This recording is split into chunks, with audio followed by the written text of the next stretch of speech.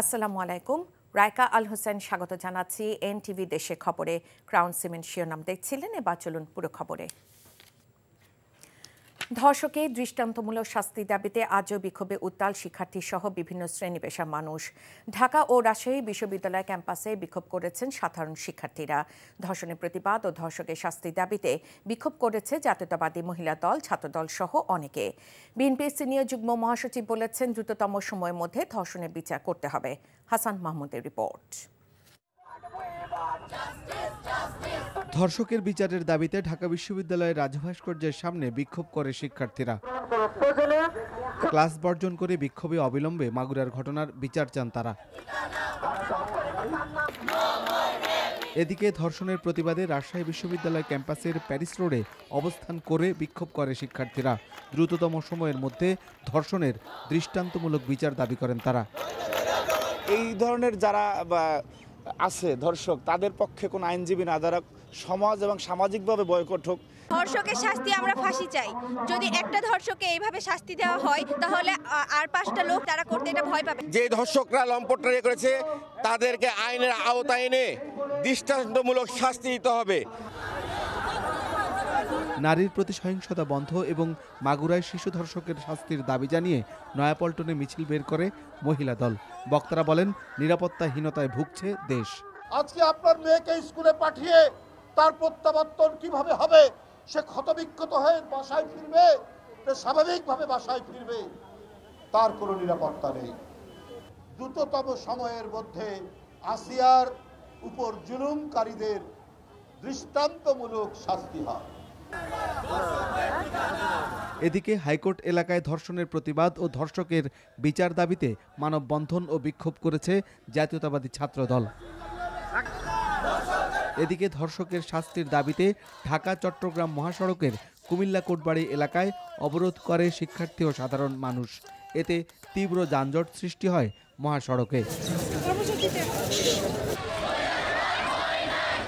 এছাড়া পিরোজপুর কেন্দ্রীয় শহীদ মিনার, নাটোর নবাব সিরাজউদ্দৌলা কলেজের সামনে, নওগাঁ কেন্দ্রীয় শহীদ মিনার এবং রাজশাহীর সাহেববাজারে বিক্ষোভ করে শিক্ষার্থী ও সাধারণ মানুষ।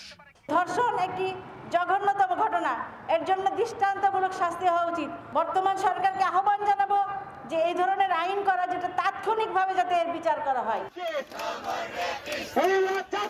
Hasan Mahmud, NTV news, Dhaka. যশোরে দায়ের হওয়া রাষ্ট্রদ্রোহ মামলায় বেকসুর খালাস পেয়েছেন বিএনপি ভারপ্রাপ্ত চেয়ারম্যান তারেক রহমান। যশোরের জেলা ও দায়রা জজ শেখ নাজমুল আলম এ রায় দেন।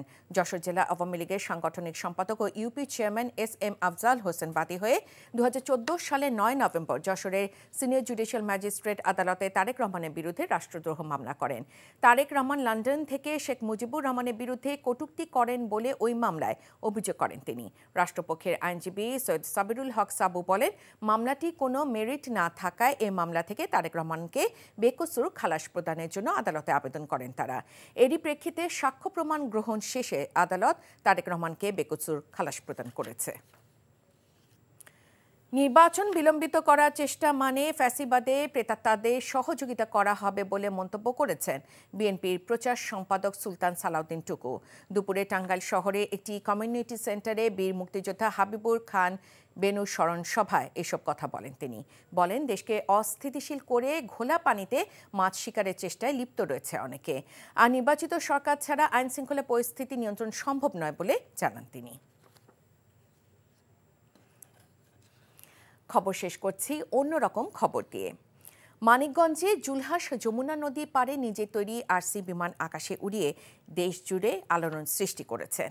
তাকে নিয়ে এখন গর্বিত এলাকাবাসী। নানা শ্রেণী পেশা মানুষ তার প্রশংসার পাশাপাশি তার বাড়িতে এসে তাকে অভিনন্দন জানাচ্ছেন। এখন মানিকগঞ্জ থেকে আহমেদ সাব্বির সোহেলের পাঠানো রিপোর্ট। 2014 সালে এসএসসি পাশ করার পর অর্থাভাবে লেখাপড়া করতে পারেননি। মানিকগঞ্জের শিবালয় উপজেলার ষাটগড় তেওতা গ্রামের তরুণ উদ্ভাবক জুলহাস মোল্লা পেশায় ইলেকট্রিক মিস্ত্রি। তবে সীমাবদ্ধতাকে জয় করে নিজ উদ্যোগে একটি আরসি বিমান তৈরি করে তাতে আকাশে উড়ে তাক লাগিয়ে দিয়েছেন সবাইকে। তার এমন কৃতিত্বে দেশবাসী তাকে নিয়ে গর্ব করতে শুরু করেছে। তরুণ উদ্ভাবক জুলহাস মোল্লা জানান, তার উদ্দেশ্য দেশের জন্য এমন কিছু করা যা সকলের কাজে আসবে। টোটাল 4 বছরের পরিশ্রমে এটা সম্ভব হয়েছে। আর এইটার ভিতরে যে ম্যাটেরিয়াল আছে সেগুলো প্রায় 1.5 লাখ টাকার মতো খরচ হয়েছে। আর এটা বানানোর জন্য যে জ্ঞানটা দরকার, তো সেই জ্ঞানটা অর্জন করতে আনুমানিক 8-10 লাখ টাকা খরচ হয়ে গেছে গত 4 বছরে।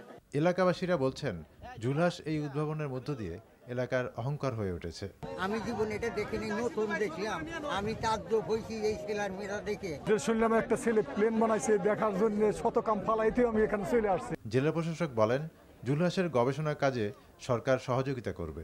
অনেক লোক এই ধরনের উদ্যোগ নেয়, কিন্তু দেখা যায় যে গাড়ির মতো চলে কিন্তু আকাশে উঠতে পারে না। এই বিষয়টা আমার কাছে মনে হচ্ছে ওনার যে মেজারমেন্ট এবং ক্যালকুলেশনের দক্ষতা অনেক ভালো আমার কাছে মনে হয়েছে, যেই কারণে এই বিমানটা আকাশে উঠতে পেরেছে। গত 4 মার্চ জুলহাস যমুনা নদীর পারে রানওয়ের মাধ্যমে নিজের তৈরি করা আরসি বিমান নিজেই আকাশে উড্ডয়ন করায় দেশ জুড়ে আলোড়ন সৃষ্টি হয়েছে। NTV news desk. এই ছিল দেশের খবরে। এই খবরে ভিডিও সহ আপডেট জানতে ভিজিট করুন এনটিভি অনলাইন www.ntvbd.com। এছাড়াও এনটিভি জনপ্রিয় সব অনুষ্ঠান ও খবরের আপডেট জানতে ভিজিট করুন আমাদের ইউটিউব ও ভেরিফাইড ফেসবুক পেজ। এতক্ষণ সাথে থাকার জন্য ধন্যবাদ সবাইকে।